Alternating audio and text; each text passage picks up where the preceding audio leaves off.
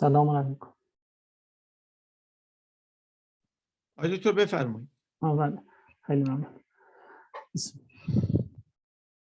بسم الله الرحمن الرحیم. الحمد لله رب العالمین و صلی الله علی محمد و آله الطاهرین. Last week we started to talk about Islamic ethics as a way of good life, and we talked about general features of Islamic ethics, not about the details of it, because Islamic moral principles are very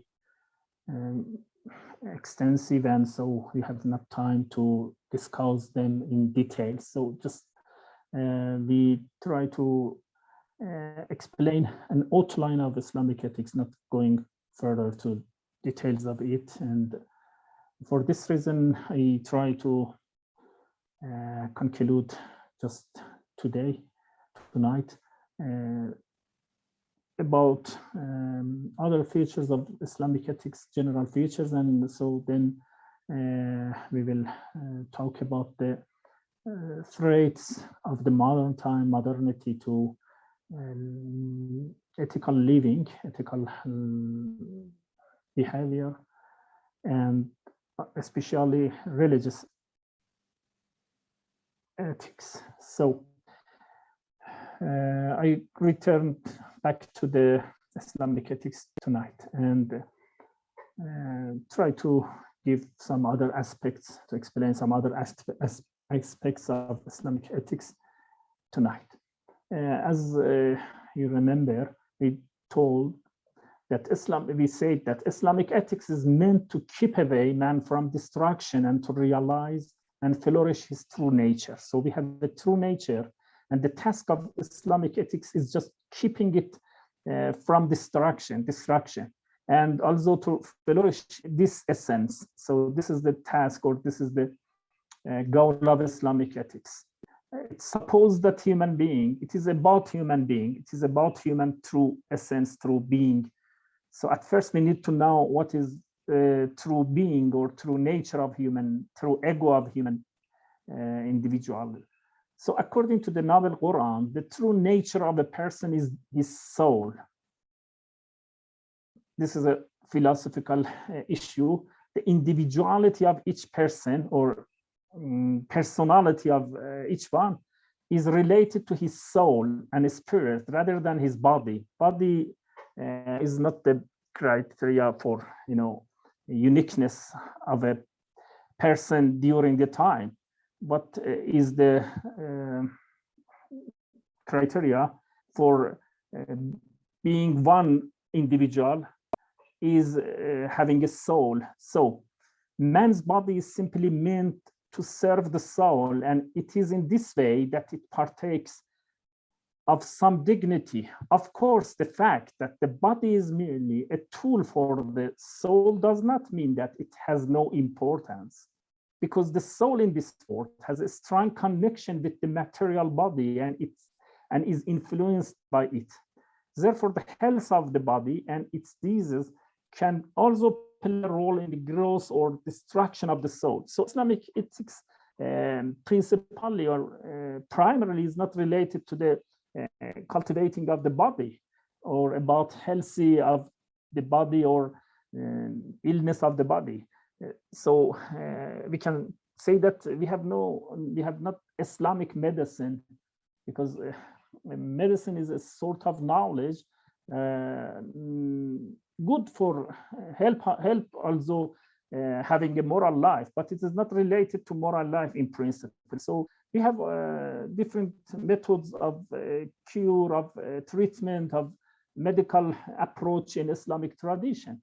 Maybe in the history of Islamic civilization, we have good approaches to medical issues in the history of beginning, starting from, for example, Avicenna, or maybe earlier than Avicenna, and to the New Ages. So I mean that medical issue is related to ethics, but not as a mainstream or as a cornerstone of ethical teachings.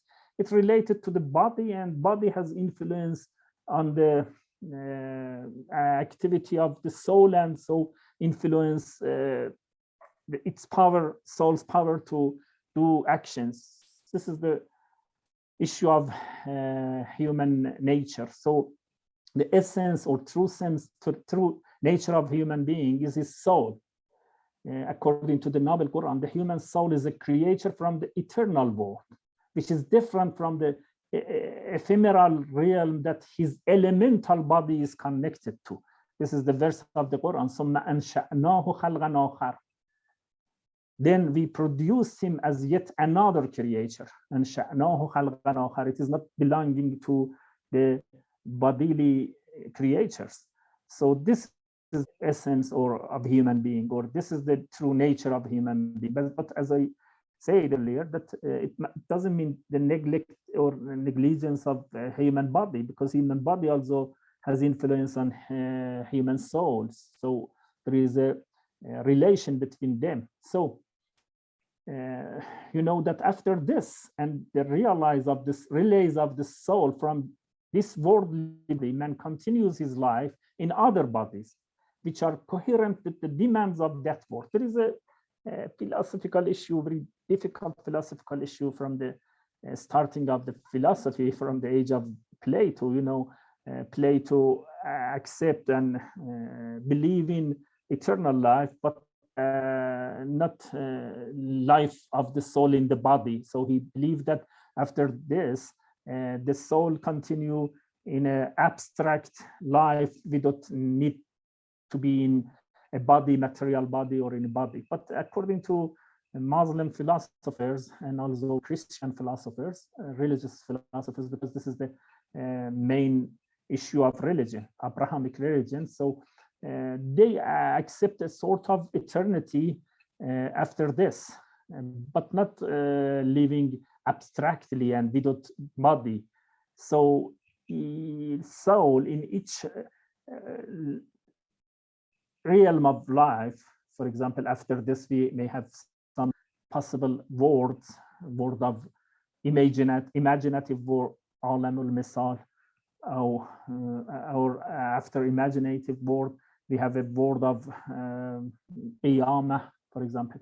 In each word, even in the hell or even in the paradise, always we live in body, but not as the same body with this world or with material body. So this is the philosophical issue, philosophical difference between philosophers, but the religious idea is that the eternity of human being is not in a pure, abstract existence of the soul. Soul always related to body, but the body in this world are in the control of material rules, and so is in threat of corruption, and time may affect it. And so this is the worldly body, but body in other world may be different, but this is not an issue for the continuity and unity of human being, because unity of human being in different worlds related to his soul, not to his body. So this is the issue. After this and the realize of the soul from this worldly body, because this means release of the soul from this worldly body, man continues his life in other bodies which are coherent with the demands of that world. The body of, for example, human being in imaginative world is different from the body of him here. So this is the task, or this is the goal of Islamic ethics. Islamic ethics came to help us to keep away ourselves, our real selves, from destruction, and also to flourish his true nature. So the second issue is this: the soul of man possesses certain faculties that are usually divided into the faculties of reason, anger, lust, and estimation. reason, anger, lust is common between Aristotelian ethics and also Islamic ethics, because Islamic ethics also has accepted these three faculties of reason, anger, lust, and another faculty they accepted is estimation, al-wahimah, al-wahm. Each of these faculties has its own special likes and dislikes. Each one has its something incoherent with it, and some thing is not incoherent with, for example, lust, anger, or reason. So reason please and take pleasure from, for example, what is in coherence with it. Anger also has its pleasures and pains. Lust also has its pleasures and pains. Estimation as the same. Each of these faculties has its own special likes and dislikes, and its ethical virtues and vices take shape accordingly. So we have different form of virtues related to reason, or vices related to reason, anger, lust, and estimation. So we have estimative pleasures, not real pleasures, or we have reason pleasures or pains, or pain and pleasure related to anger. So each faculty has its pleasures and pains. So by introducing various abilities and levels of the human soul, the Quran wishes. What is the wish of the Quran concerning our abilities, our different powers, our anger, lust, or what is the Quranic teachings? This is the conclusion we can conclude from different verses of the Noble Quran. The Quran wishes to nurture the flower which has opened in man with the blessing of the divine spirit within him. So وَنَفَخْتُ فِيهِ مِنْ رُوحِي. This is the task of Islamic teachings or Quranic ethics, to nurture the flower which has opened in man with the blessing of the divine spirit within him, so that it may pass beyond his lusts, forgetfulness, ignorance, and rebellion. This is the verse of the Noble Quran. وَنَفْسٍ وَمَا سَوَّاهَا فَأَلْهَمَهَا فُجُورَهَا وَتَقْوَاهَا قَدْ أَفْلَحَ مَنْ زَكَّاهَا وَقَدْ خَابَ مَنْ دَسَّاهَا. This is the translation. By the soul and him who fashioned it and inspired it with discernment between its virtues and vices, one who purifies it is fallacious, and one who betrays it fails. This is the conclusion of Islamic ethics according to the Noble Quran. This is the final point of, or final goal of the human being, of the Islamic ethics, to just refer to this important issue. Who purifies it is fallacious, and one who betrays it fails.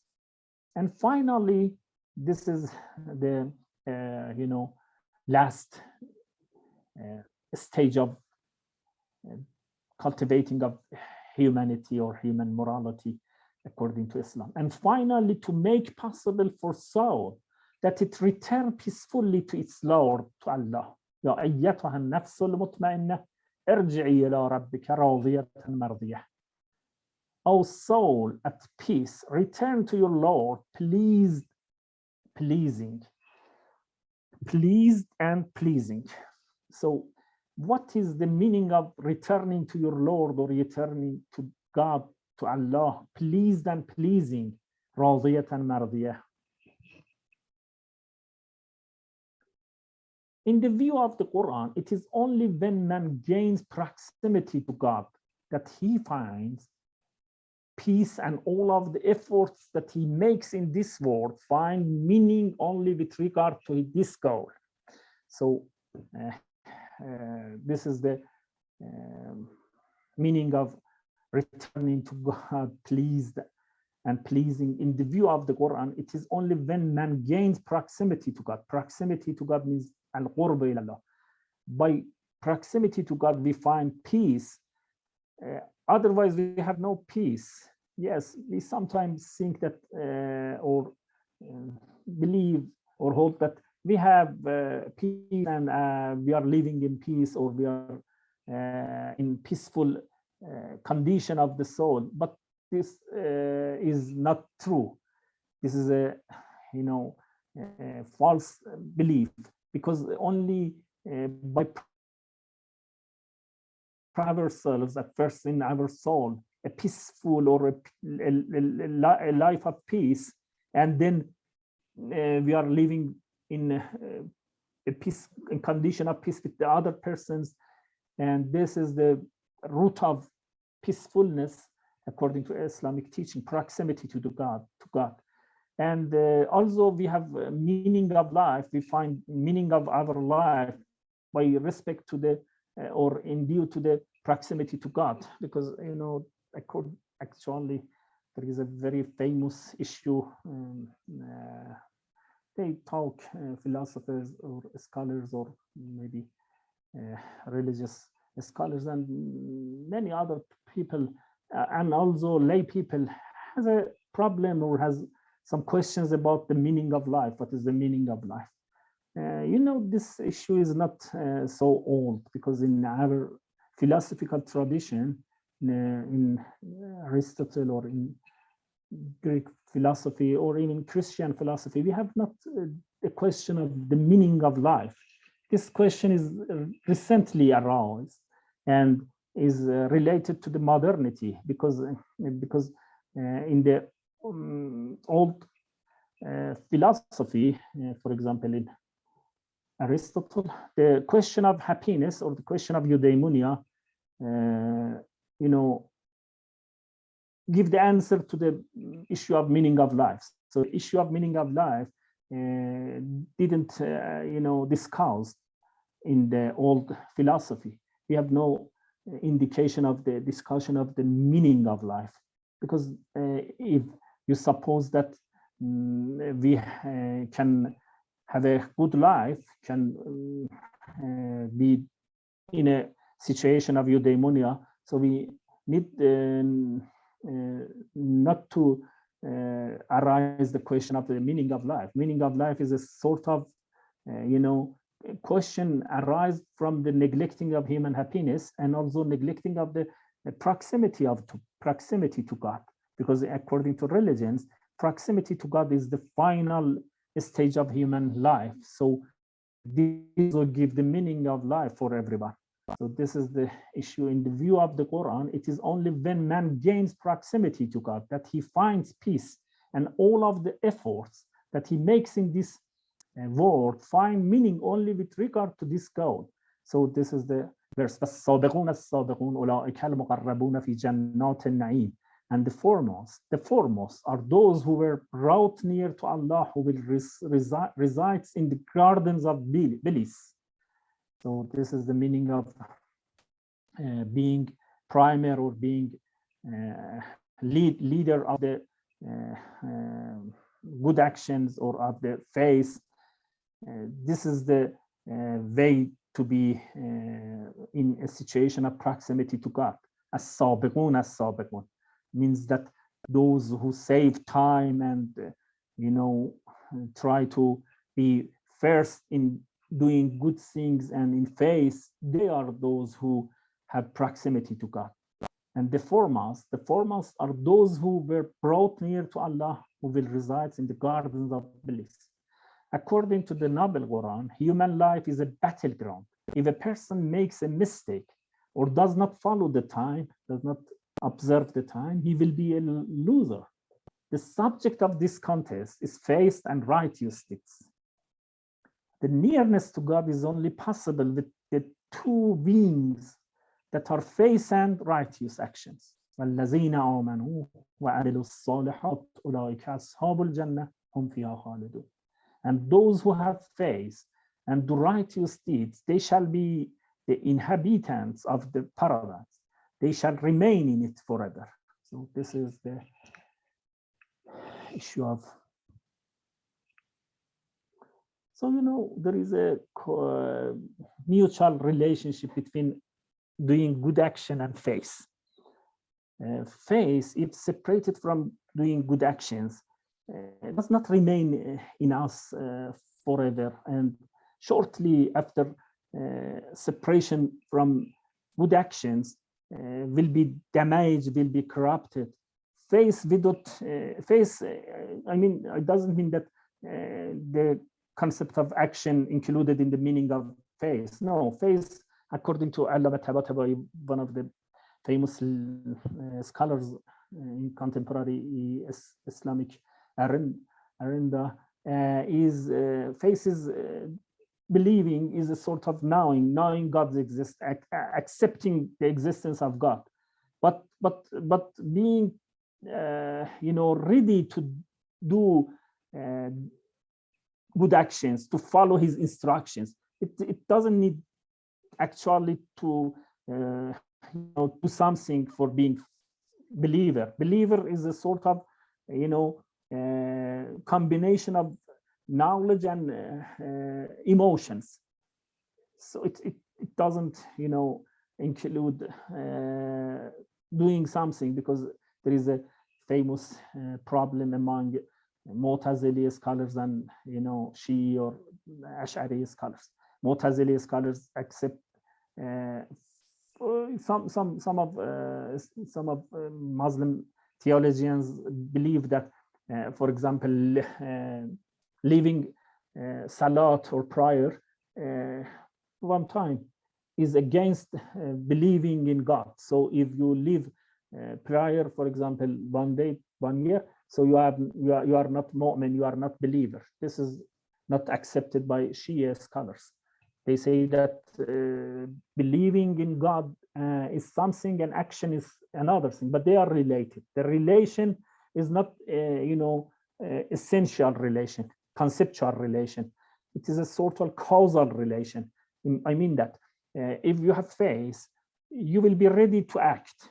This is the concept of faith. Faith is believing in God, knowing God's existence, and to be ready, at-tahayyu' lil-amal, according to the terminology of Allama Tabatabai.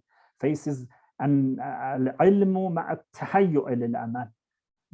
Faith is combination of knowledge and being ready to follow the demands of existence of God, follow his instructions, follow his Sharia.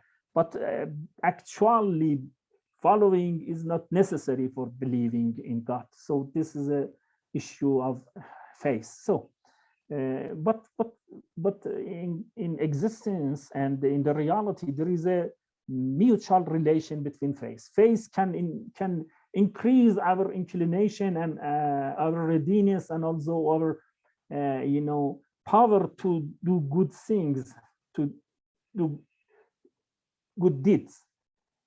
And also by doing good things, we are in better situation concerning the faith, and our faith may be cultivated by doing good things.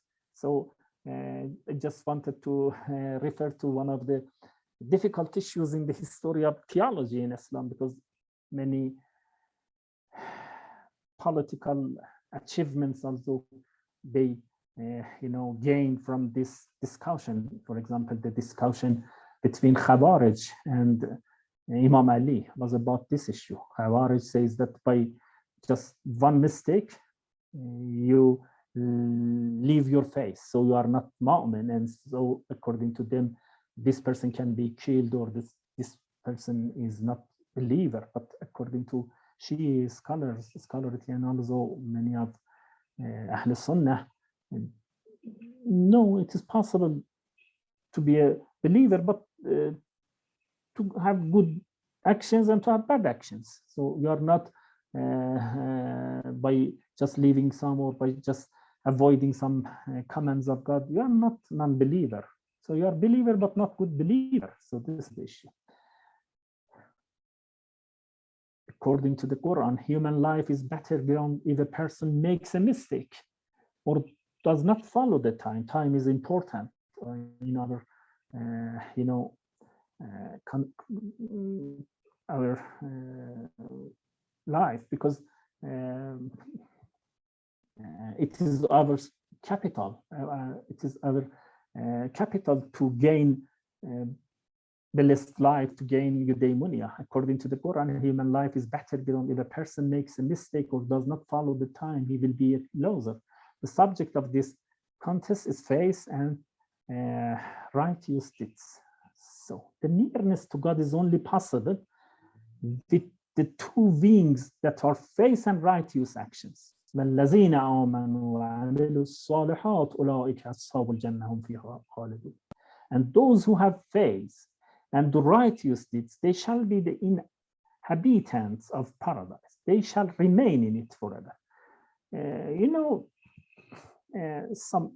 Maybe last week I saw a book in Arabic with the title أكذوبة الملحد الطيب. أكذوبة الملحد الطيب, the name of Arabic book.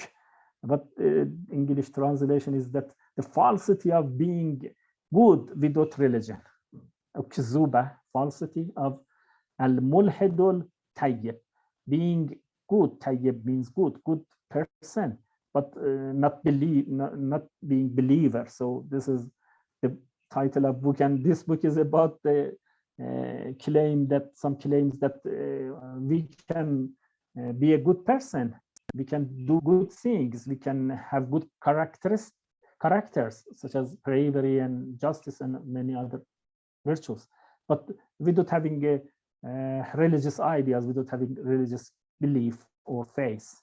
This is a very difficult issue because although we have some indications in our narrations that it is possible for a person to have some sort of virtues without, assent to a religious belief, without being believer. This is possible, but I think there is no contradiction between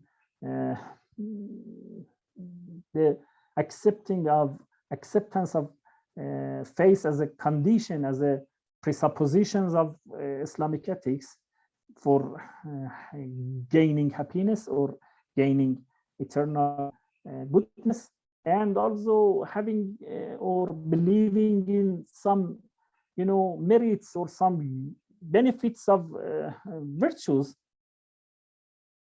as such, without relating these virtues to religion. So a bravery man or a brave man or a just man has a good function in the society and is a good man, but it is not a good man in the definition of Islam, because according to Islamic definition or definition of Quran, goodness of a person related to faith. Faith is the precondition of being a good person. He has good works, he has good effects on the society, but himself cannot be enumerated as a eudaimon person, as a person gained eternal blessed or eternal life, eternal good life, because this related to proximity to God, we say. So this cannot be acquired without faith. The nearness to God is only possible with two wings that are faith and righteous actions. And those who have faith and do righteous deeds, they shall be inhabitants of the paradise. They shall remain in it forever. So I just want to, say that the issue of being a moral person without being a believer is a very difficult issue, because we have some indications refer to possibility of being a good man without believing, and also there are different verses or indications in the Noble Quran, also in the narrations, reject the idea of being good without faith. And so we need to have a coherent interpretation of these verses or these narrations, and it is not so easy. But as I said, we can make a coherency with different narrations or different verses, and say that Quran accept and defer those who have good actions, although they have not face. They have no face, but are doing good actions. So they are different. They are different from those who are doing bad things, also without reference to religion. So without any referring to face, there is a difference between good action and bad action. So it means that good action is has a superiority, has a priority, has a preference. So this is the meaning of the possibility of being good or being different from bad persons in this meaning. But finally, if a person wants to be in a situation that make him possible to be approximated to God or to Allah is not possible only by doing good things, because faith also is one of the good things. So it really neglects the foundational good things,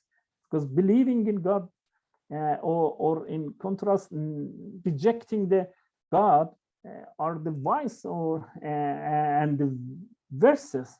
So we can also say that by neglecting God, we also neglect doing good things. This is the issue. So the second issue is free will and the responsibility of man. Another important Quranic ethical issue is man's free will. Human being has free will, is free. The reason for this is that man cannot acquire goodness and felicity and cannot be regarded as a responsible agent without free will and volition. This is the apparent issue.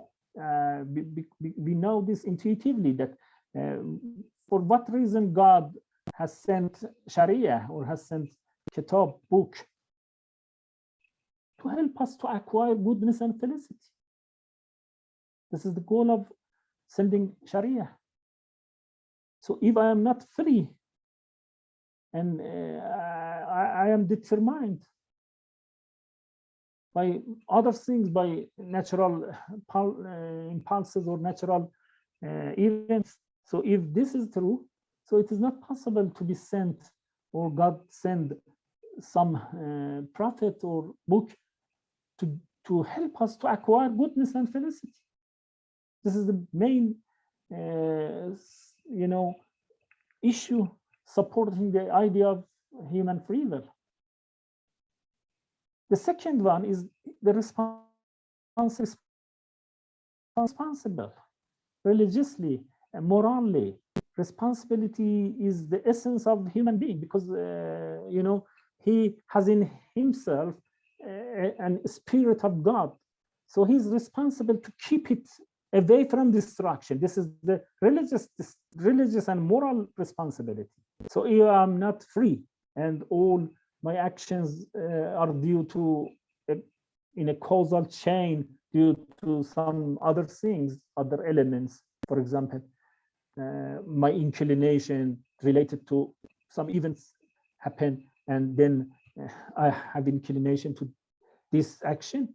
If this is true, if determinism is true, so the issue of responsibility, religion without responsibility doesn't, exist. Responsibility is the essence of religion, essence of, sending book or sending the prophet. So without possibility of responsibility for human being, if I have no responsibility, so what is the goal or what is the merit or what is the benefit of the religion, of the Sharia? So this is the, we say in Arabic, murtakaz, al-murtakaz. It means that as an intuitive, knowledge. But unfortunately, in the history of Islam, also in history of Christianity and other religions, also Jewish history, we have some trends or some movement rejecting the idea of human free will. Sometimes by, relying on some rational argumentations, but sometimes by relying on some texts. So they try to, show us that we are not responsible. There is no responsibility for human beings. So there is no way to acquire goodness or felicity. So what is the result of this idea? It is sort of immoralism, is sort of, weakness of human will, because human will, according to this interpretation, has no responsibility, has no, power to gain something. So this is the issue. Another important Quranic ethical issue is man's free will. The reason for this is that man cannot acquire goodness. The best reason for, having free will is the responsibility of us. We are responsible, so we are free. Free will is precondition of being responsible. So if we are not free, we have no responsibility. But we are responsible agent. This is our intuitive knowing. And also, this is the goal of Sharia. This is the goal of the philosophy of religion. So by this, we can find and reach to a conclusion that, support the idea of free will. There are many verses that point to the free will of man. In the Noble Quran, we have many verses, maybe more than 100 verses. We can, infer the idea of free will of human being from these verses. One of these verses, as an example, says that the faith and infidelity of man is in his own hands. Man sha'a falyu'min wa man sha'a falyakfur. Let anyone who wishes believe in it. Let anyone who wishes believe in it. And let anyone who wishes disbelieve in it. So the main issue, the issue such as believing in God or disbelieving in God, is in our hand. So this is the meaning of free will. This is the meaning of responsibility. Let anyone who wishes believe in it, and let anyone who wishes disbelieve in it. So this is the presupposition or condition of Islamic ethics. That's the basis of Islamic ethics. Islamic ethics based on human responsibility, and human responsibility based on the idea of human free will. And another example is and every tribulation that comes upon man stems from his own actions. Very apparently refer to the responsibility of human being. وَمَا أَصَابَكُم مِّن مُّصِيبَةٍ فَبِمَا كَسَبَتْ أَيْدِيكُم. Whatever affliction that may visit you is because of what your hands have earned. So this is one of the main ideas of Islamic ethics. Yes, there are some verses in the Noble Quran appears to be against free will. Appears to be because it is not possible for us to have an interpretation of the Noble Quran to be against its philosophy, its goal, its end. Quran has sent us to, make us responsible for our actions. But some persons, some scholars, have an interpretation of the Noble Quran is against this idea, against the goal of the Noble Quran. So it is not possible to have these interpretations. So we need to have a good interpretation of these verses. And there are good interpretations of these verses. No doubt that the apparent meaning of some verses of the Quran is that man is compelled and that his actions have been predestined for him in eternity. So there are some verses in the Noble Quran. For example, in يَشَاءِ اللَّهُ يُضْلِلْهُ وَمَنْ يَشَاء يَجْعَلْهُ عَلَى صِرَاطٍ مُسْتَقِيمٍ. Allah leads astray whoever he wishes. So in contrast to the previous verse, this has indication into determinism, because it says Allah leads astray whoever he wishes. Allah, make a person believer, make another person disbeliever. So what is the responsibility of this and responsibility of that?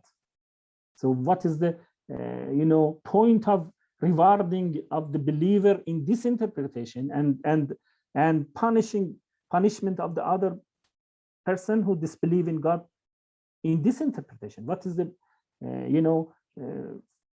point of praise of the doer of the good thing and blame of the other person who do bad things? So this is one of the verses, maybe interpreted in against the free will. Allah leads, or apparently has an indication, Allah leads astray whoever he wishes, and whoever he wishes, he puts him on a straight path. So being in a straight path, Sirat al-Mustaqim, or being in al-Zalalah, is related to the wish of God, to the will of God. Is it okay? So there are some verses of this tune and having this indication. The existence of these two seemingly contradictory verses has given rise to groups that believe in determinism. So you are familiar with Qadariya, Jabriya, or Qadariya. They are sects of Islamic theology. The existence of these two seemingly contradictory verses has given rise to groups that believe in determinism. This attitude undermines the foundation of morality and keeps one from accepting moral responsibility.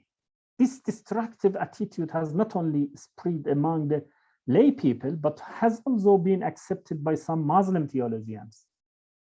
So this is the result of a sort of believing in determinism we see in the history of Muslim countries.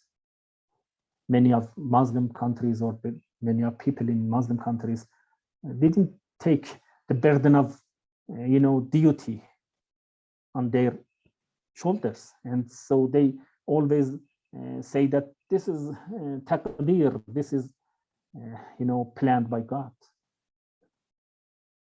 So if you have not responsibility to change your life or to change the social life and to believe in determinism, so what happened in the society? And some political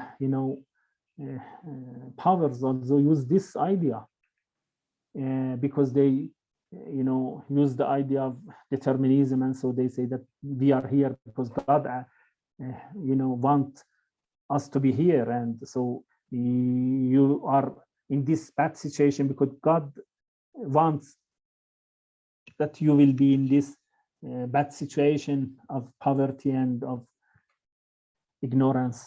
Is it okay? So I think that determinism, unfortunately, misused by many politicians also. So this is also some verses there are some verses in the other Quran, and also in the narrations, refer to a sort of determinism. But as I referred earlier, we cannot accept this because it is against the idea or the goal or the philosophy of the religion itself, the book itself. So what we can do about these forms of verses? Yes, what is the solution? I am not going here to, the details of the issue of Jabru Ikhtiyar, determinism and free will, because it is very difficult to be analyzed and also very difficult, to be discussed in maybe one lecture or even 2 or 3 lectures. So I just refer to the point of issue, moral point of the issue. We cannot accept determinism because it rejects human responsibility. It rejects the philosophy of religion or philosophy of the prophet, coming prophets. So what is the solution? But regardless of the issue of responsibility and or the other things, we just come to the text, to narrations themselves. According to Islamic narrations, which Shia commentators of the Quran follow these narrations, follow the teachings of the infallible Imams, did not see, according to Shia scholarity, that the Shia commentators of the Quran who follow the teachings of the infallible Imams did not see any contradiction between these two sets of verses. According to them,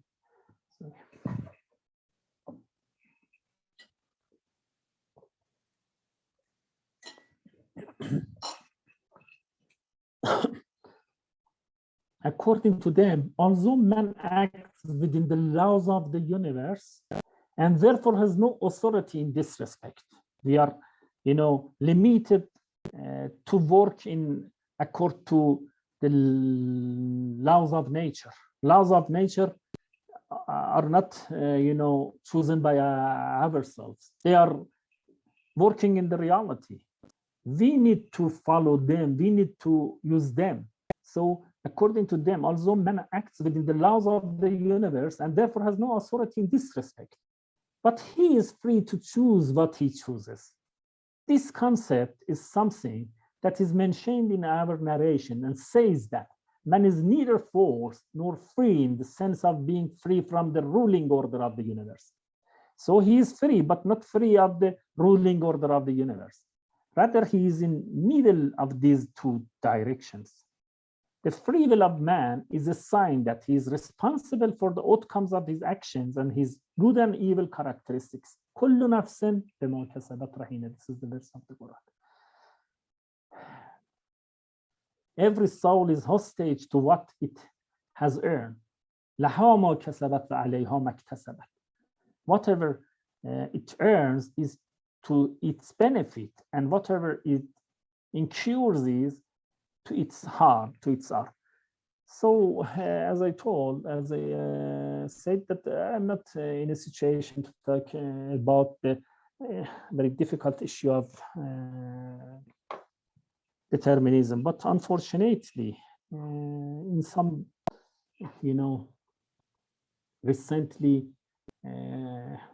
publications or maybe research, especially scientific research, we see a sort of inclination to determinism again, because they say that, for example, our mind is influenced by the,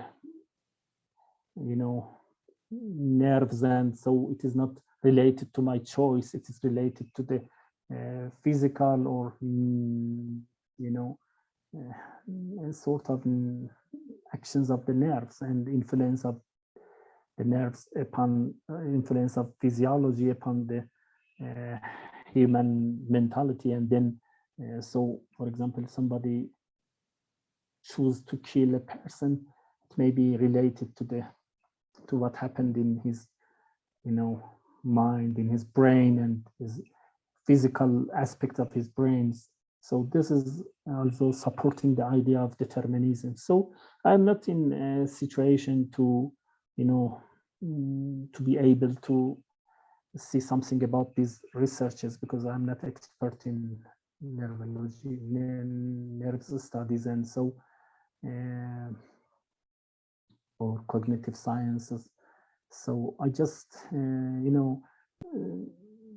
have some worry about the results of these researchers, because if it's accepted and became again popular among the people, that we have no responsibility, we have no, free will. So what happened again in the moral sphere or moral life? So I think, intuitively, I believe in free will, but I think we need to find some good reasons, some reject or to answer the questions or problems arise again free will, And this is the task of, philosophers or theologians, or maybe those who working in in scientific branches such as cognitive sciences. So this is the issue of. To this end, I just want to refer to some moral presuppositions of the Noble Quran without, enumerating all of them, because I just want to refer to a way we can find something as a moral presupposition, because in the Noble Quran it is not say that free will is precondition of the human responsibility or precondition of Islamic ethics. We are those who find these points from the verses. I just try to show that in other cases also, for example, in the of moral knowledge, what is the presupposition of Quran? We can refer to some verses that accept the ability of human being to have moral knowledge, and also rely on human understanding of morality. And in some cases, for example, God also say to human being, to human individuals, that you know what is justice? I am following justice, what you know. I don't, act against justice. This is accepting the ability of human knowledge.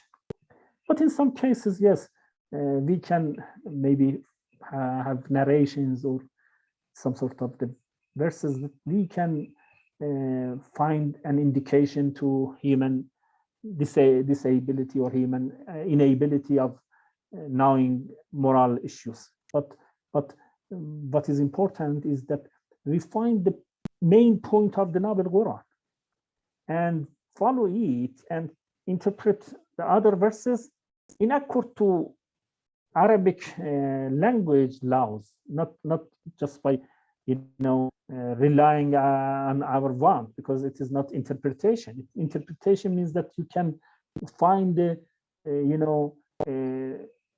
meaning in the limit of the language by relying on the rules of the language. So this is the meaning of interpretation, not because I am interested in this point, and so I try to have interpretation of the other verses against these points. This is not interpretation. This is ta'wil bil-ra'i, tafsir bil-ra'i. This means that explanation of God's message by your opinion, your opinion, not by relying on the text. So this is the way we can find different moral presuppositions. It is very important issue that we must follow in our research, because unfortunately it doesn't mean worked out well in our history. Yes, there was some scholars, for example, George Hurani, he has wrote a paper about ethical presuppositions of the Noble Quran. We have a good paper, but this is a paper. We need to follow this line of argumentation, this line of study, and to find other, presuppositions. For example, one of the other issue can be followed or can be discussed is this. So I here only refer to 2 points, or human responsibility, or human free will, or human soul. What is the presupposition of Islamic ethics about the true nature of human being, as I referred, this is human soul, and the second about human free will. And we can have this form of argumentation or this form of research about the power of human reason to know moral issue. This is also one of the things that we find in many verses of the Noble Quran. Also, we have some verses against it, but we have also interpretation in the limit of the language to make these verses in coherence with the main body of the verses in support of free will, for example, or in support of human ability to have rational understanding of the moral issues. And the other issue also related to the point of the possibility of changing the our character, because there are some verses also in the Noble Quran is against the possibility of changing our character, our destiny. So it is supposed that the destiny and the fate of everyone, written earlier than that he come to this world, and in the Alam Zar, for example. So this means that why I can try to, for example, struggle in my life, because my fate, according to this verse or this narration, is pre-established. Is okay? No, we have many verses in the Noble Quran against this idea, pre-establishment of the human destiny and human fate in the other world before coming to this world. It is not okay. Yes, there are some narrations, as-sa'idu sa'idun fi batni ummih, means that a person who is happy or he is a good person, he was written in the before his birth. This is not okay, because there are many verses against this. There are the main body of the verses of the Noble. So we need to at first collect these different verses in support and in against, and then come to the issue of interpretation, and also rely on our own intuitive understanding, because our intuitive knowledge can help us in interpretation of the verses, because they are also a sort of inspiration but not by the text, not by the prophethood, by reason, because reason also is a messenger of God. So what intuitively we know can be a form of helping things to be in a good situation to have interpretation. So this is the idea of presuppositions of the Noble Morals presupposition. I am not this is a very good point, very good issue to talk about Islamic moral principles, but because they are, principles are very, very different. Some principles related to the social life, some principles to personal life, some vices or virtues are related to the personal life, or some are related to social life, some related to the worship, the ethics of worship. We have different levels of ethics, principles of ethics. Principles can be called ethics of personal ethics. Principles related to the social life, we can call social ethics, or the ethics of worship, or the ethics of belief also. So the ethics of political, leadership, many, the ethics of family. There are many principles relating to the different realm. It's not possible to talk about them, but I just want to say some general point about the Islamic moral principles.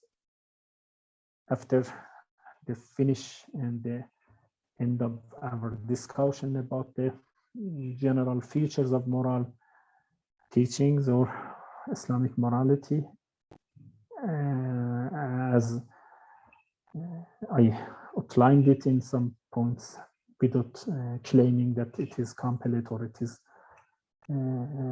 good and inclusive. So we need to develop it and to go further to find the moral presuppositions of Islamic ethics.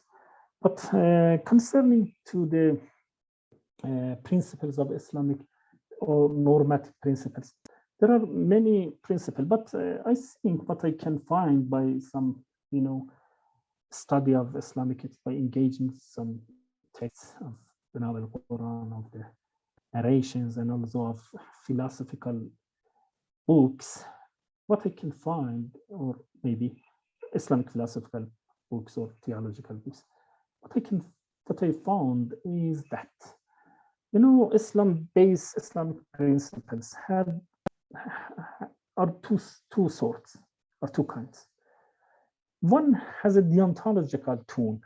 I mean that, you know, ask us to fulfill this duty, to act on this command, and ask us to, for example, to do justice in the society without, you know, calculating the, for example, benefits of this justice on your life or on your money, on your, you know, advantages.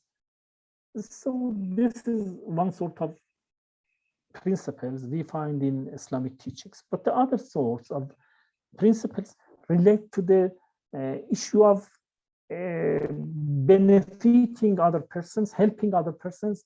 This is not justice. This is, in these cases, the results are considered because that person needs your help.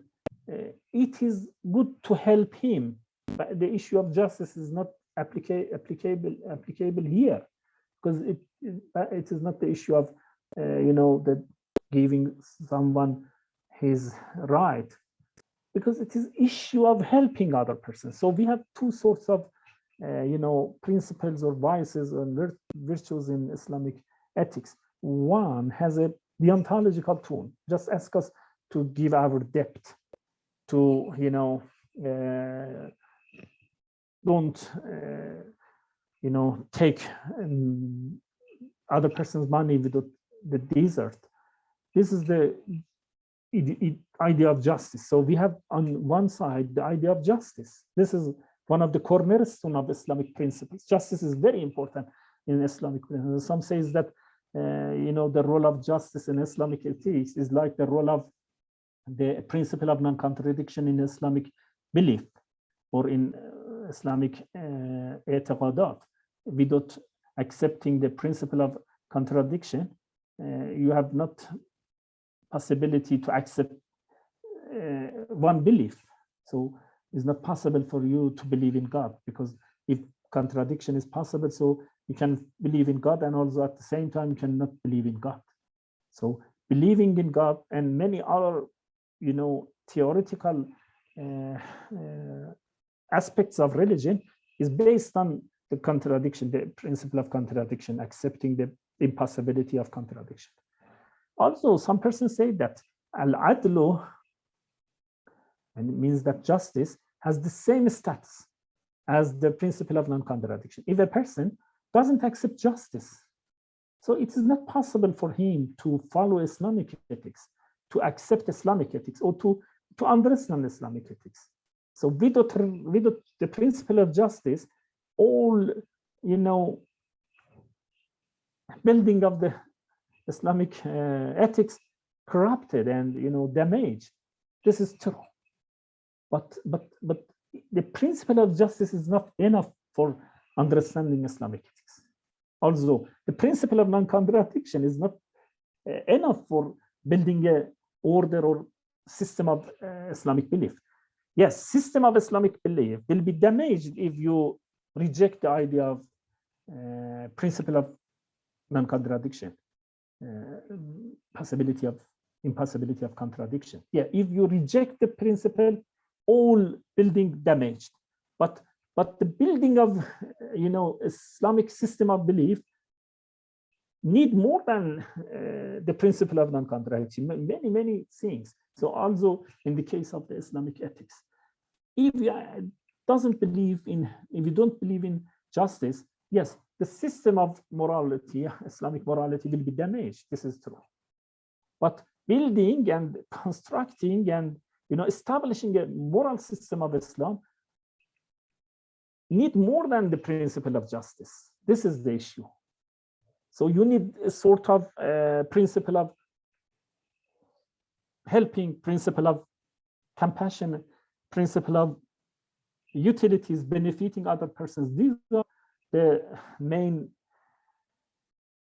elements of Islamic moral principles. I'm not talking here in detail about the Islamic moral principles, although it is very important and need to be discussed in another, for example, chain of lectures or other person maybe certainly are in good condition to discuss these issues, but I just refer to the importance of this issue. And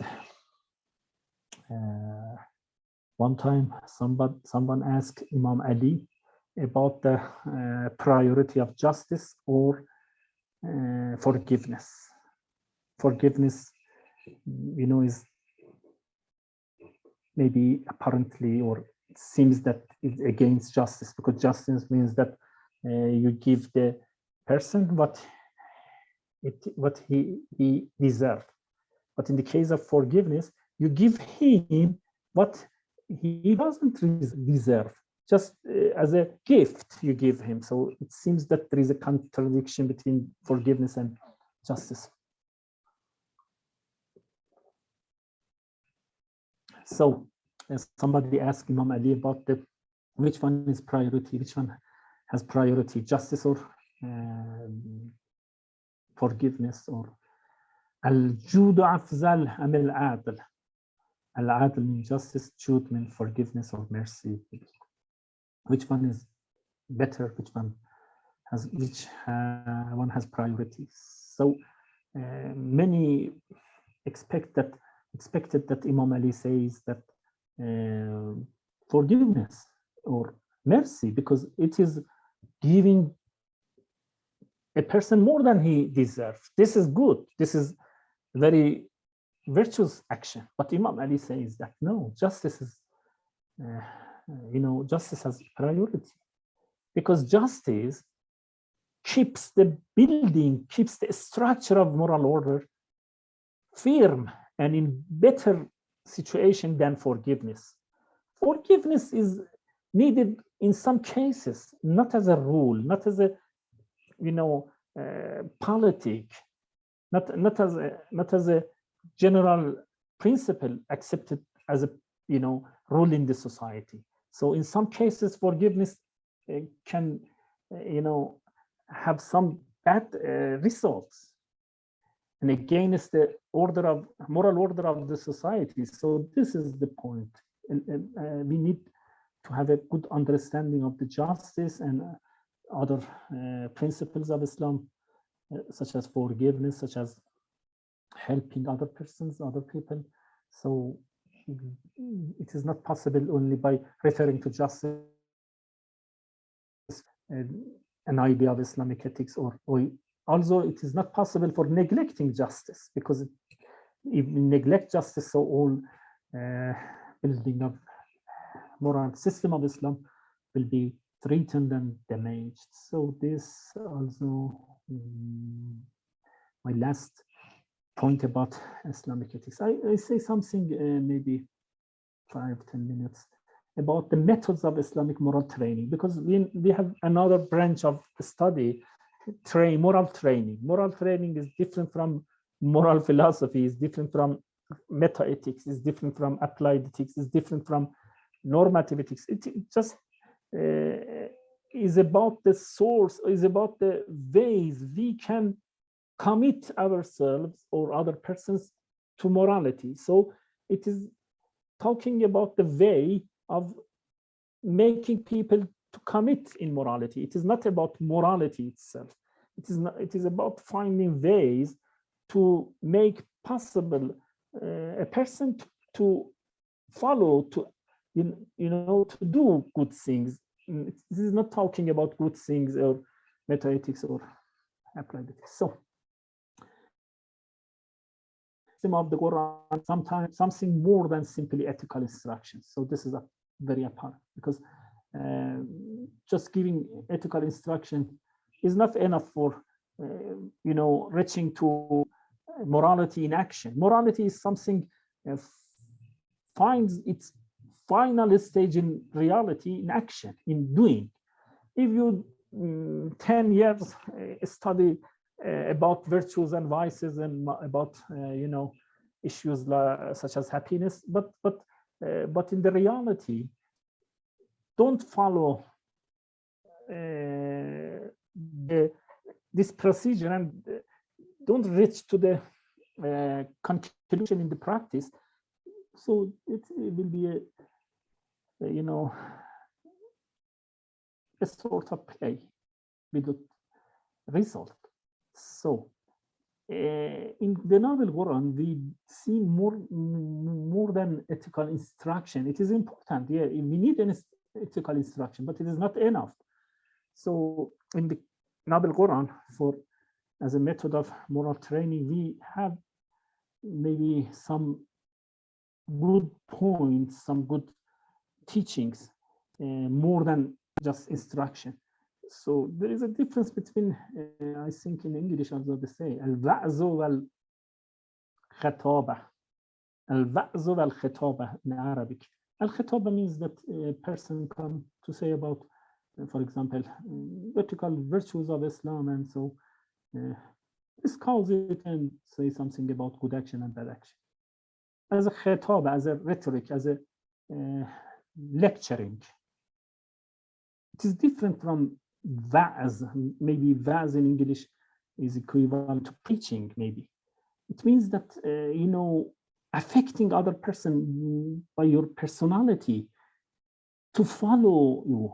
This is preaching. Va'az means that affecting the audience by your personality, by your life. It is not only by your tongue. So this is the main point in Islamic ethics. It is based on turning the attention of its followers to the existence of certain beings who seek to misguide them and who lie in. This is very important point of the training people, because some person, lay person, or sometimes cultivated person also thinks that there is no something called Satan or maybe demon that try to misguide us. So he will be in security of a person like Satan, but actually he's working in the world. So Quran, the Noble Quran asks us to be attentive.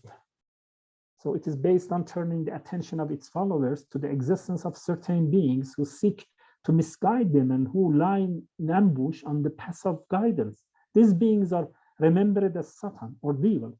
This system also makes people aware of the things that lay the ground for the acceptance of such a satanic temptations. This is very important because according to the Noble Quran, إِنَّمَا السُّلْطَانُ الَّذِينَ يَتَوَلَّوْنَهُ وَالَّذِينَ هُمْ بِهِ مُشْرِكُونَ. His authority is only, authority of Satan is only over those who befriend him and those who make him a partner. So God tries to, you take your attention, pay attention to what makes you to be befriend of Satan and what make you to take him a partner. So this is very important issue. These beings are remembered as Satan or devils. This system also makes people aware of the things that lay the ground for the acceptance of such satanic temptations, such as illogical desires. إِنَّمَا سُلْطَانُهُ عَلَى الَّذِينَ يَتَوَلَّوْنَهُ وَالَّذِينَ هُمْ بِهِ مُشْرِكُونَ. His authority is only over those who befriend him and those who make him partners. So the second way is another one of the methods that the Quran utilizing its training of human beings is the connection it established between ethical value and the fundamental tendencies of human beings. This is very important issue. Quran, Quranic ethics, Quranic instruction, moral instruction is not against our nature, our desires totally. It doesn't reject our desires. It just give a good direction, for using our desires. So it doesn't deny our desires. It giving a connection between our desires, fundamental desires, for example, desire for joys and for pleasure, with doing good things.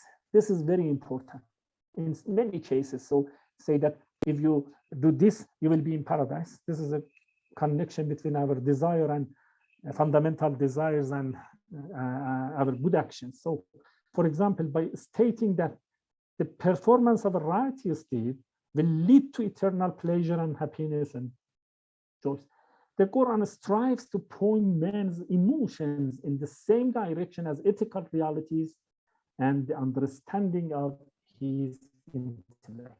So this is the last slide, and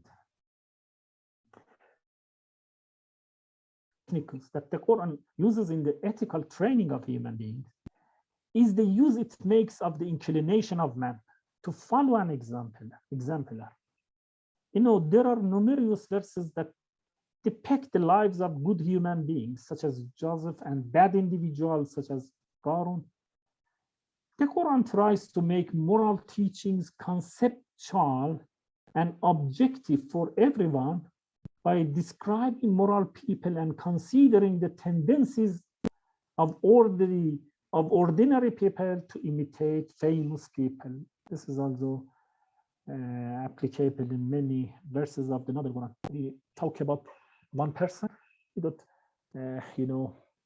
directly referring to the moral instruction. But finally, by describing the situation of this person, try to make that person attractive to our mind, and by this, try to train us morally. And this is the final slide, and I hope that I just finished talking about Islamic ethics. I know that I couldn't able to give detailed discussion of Islamic ethics. Many things are forgotten or neglected, and I'm sorry for this, but I have not time. So we have maybe 2 sessions, and I decided to talk about the modern threats to living morally, especially living religious moral, with the instructions of religious morality. So there is a good book, very short, is called Ethics, a very short introduction. The name of the book is Ethics, a very short introduction. There are many books titled A Short Introduction. This is a series, the name of the series published by Oxford University. And one of them is Ethics, written by Simon Blackburn.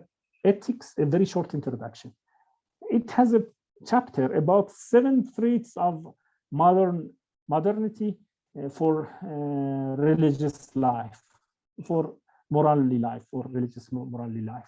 So I decided to talk about these traits of relativism, trait of egoism, trait of nihilism. So 7 traits he discussed in this book, but very shortly, maybe in 10 pages.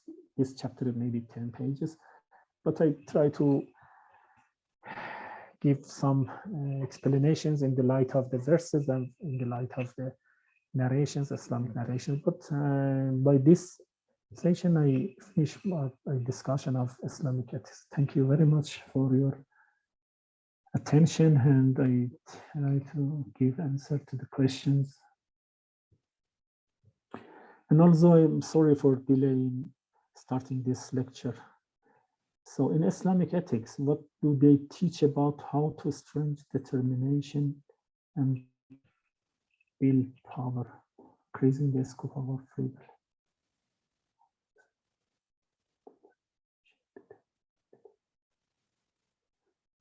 Yes, Islam, what they teach about how to strengthen? Yes, this is a very good question, because although we have been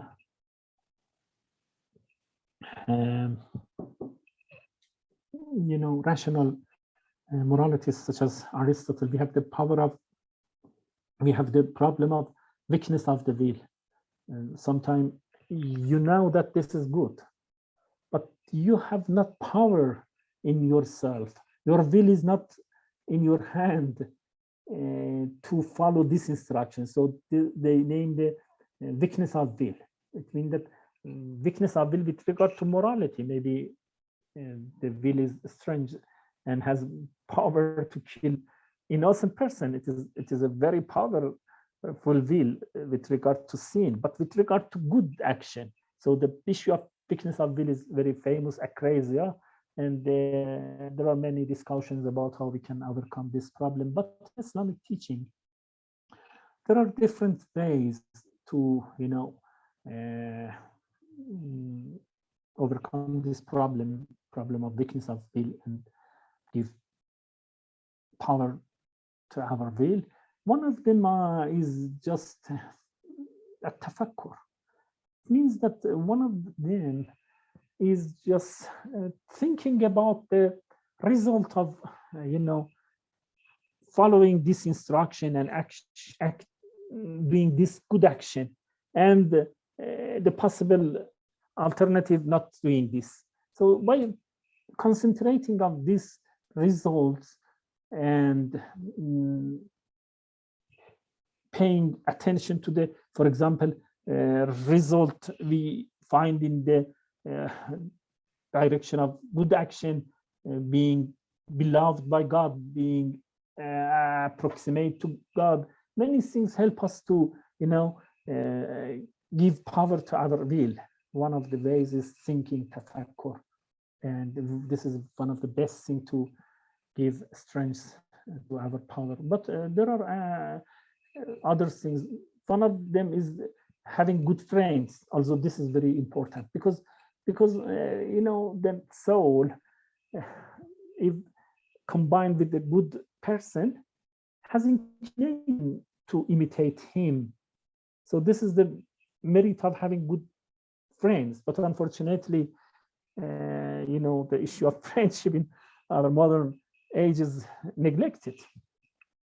We have no friendship in this. Friendship, reduced to some sort of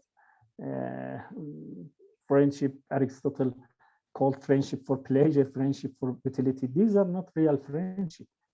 Real friendship is for, based on moral behavior.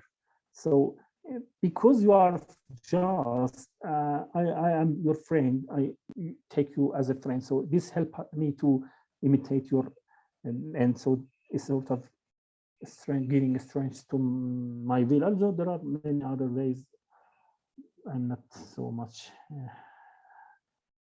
that in mind to give the details of the ways for.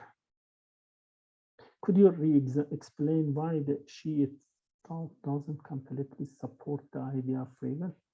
What is the point about the system we are constrained to? Yes. As I told, this is a very difficult point in Shia beliefs and also in other sects. According to Shia scholars, there is a narration: "La jabra wa la ikhtiyar, la tafwiza wa la jabr, al-amrun bayna al-amrayn." This is a narration of infallible imams. And also,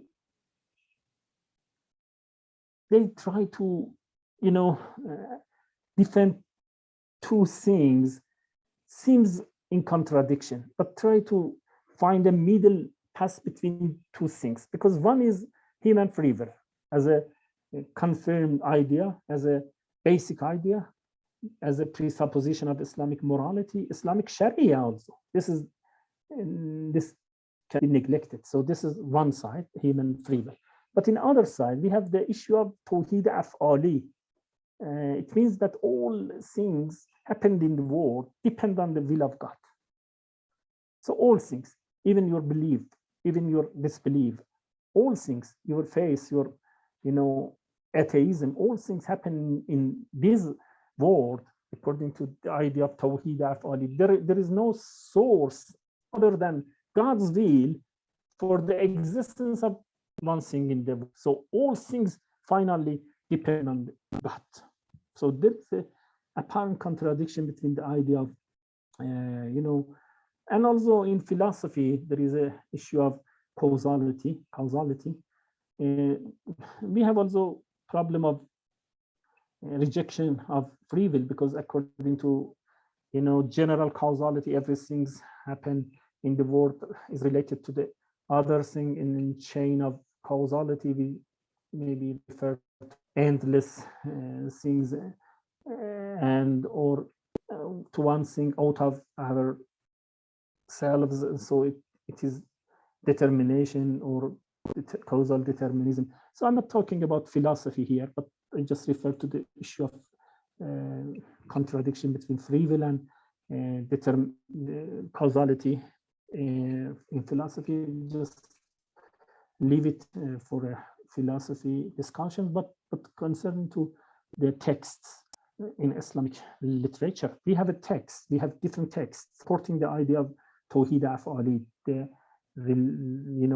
dependency, all things, even your faith, you're doing good things upon God's will.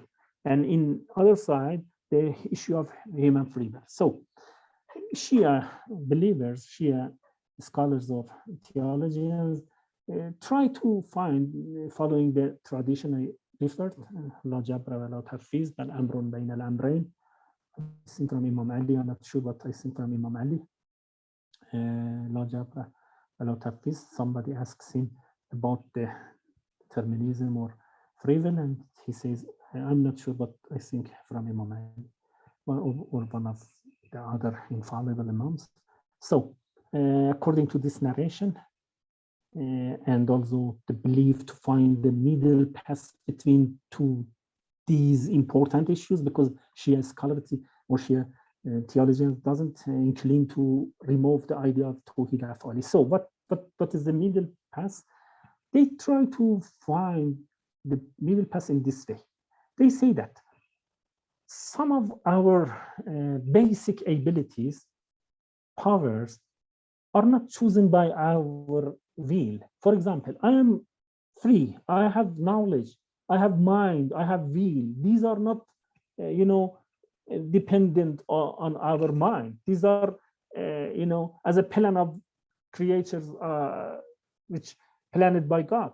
This is the realm I have no authority. So, or for example, following this way, we can reach to this way. This is not my choice.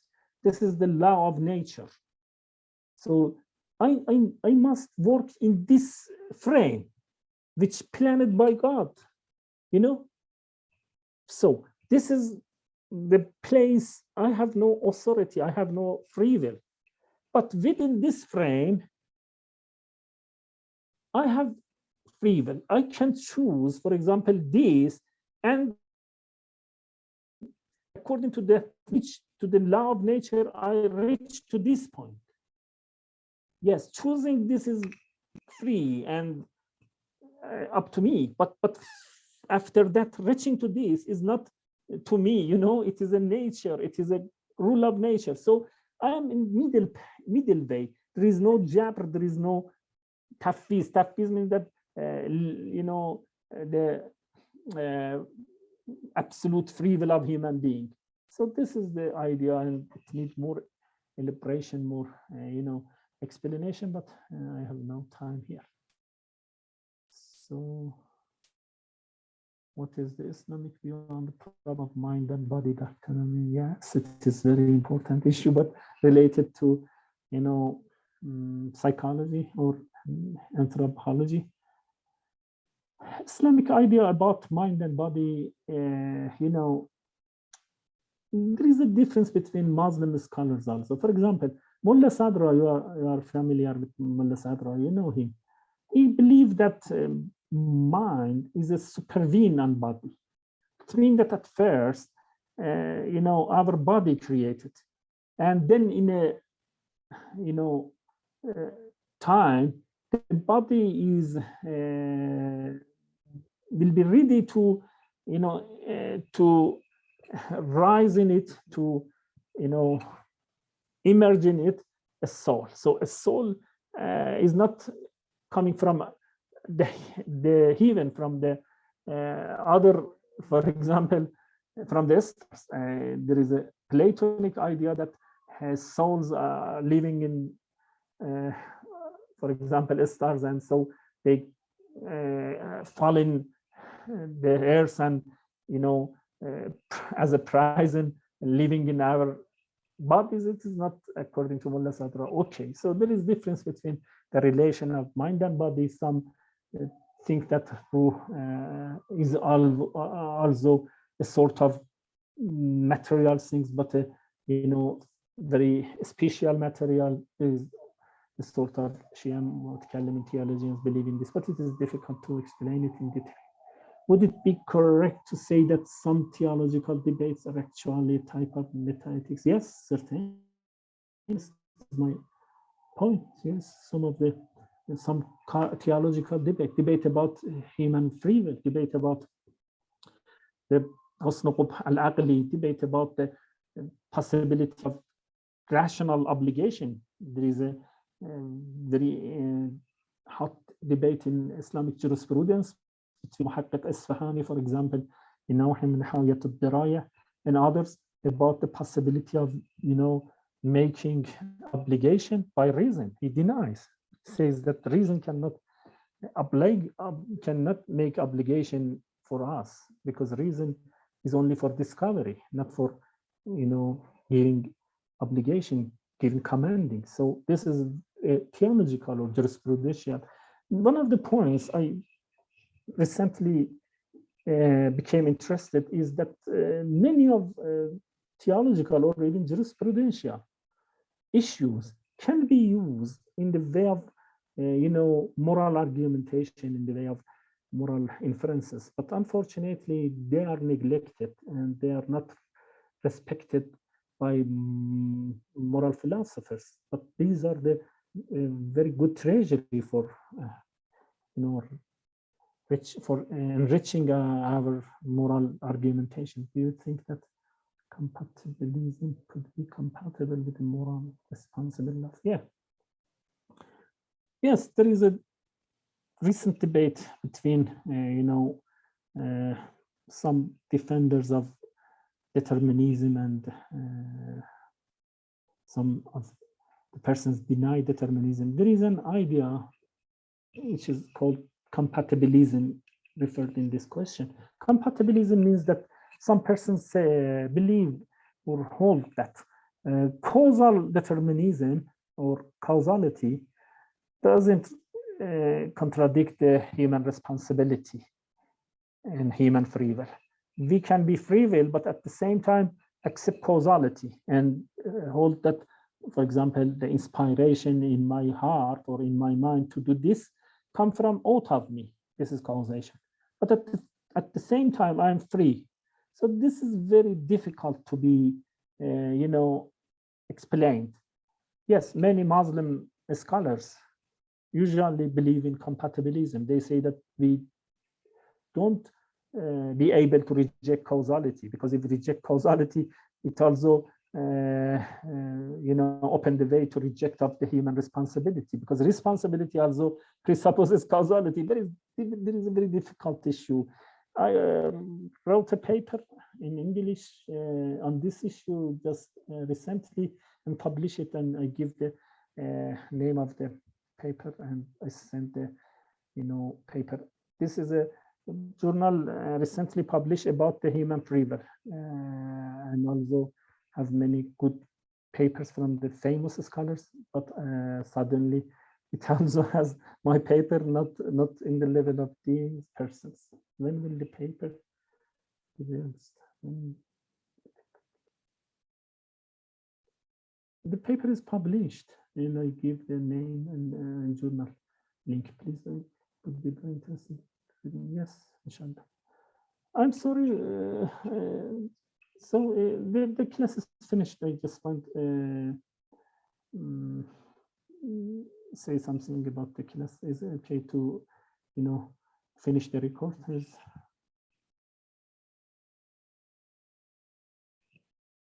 So I'm sorry for not be able to, you know, reply to one maybe or two of their friends, and so it was due to some, you know, in Iran there is a we are in the wake of New Year, and so there was some problems, and I couldn't, see the emails, and just today maybe or last day I saw the email and I gave the answer, inshallah, in the few days. Sorry. So there is another question. Thank you very much. No, thanks. Okay.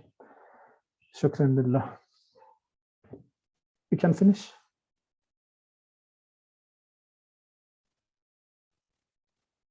I have no voice of dear brother. Is it okay to finish?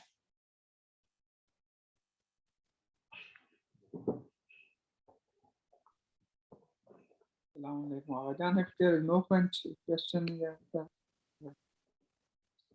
Really? yeah, if there is any question, that's fine. Otherwise, you can. So thank you very much. Next week, inshallah, we are talking about the threats. As I said, you can read the book. It is very short book and very good book, but we just talk about maybe 10 pages of that book, one chapter, 7 threats to our life in the modern ages. Thank you very much. Good night.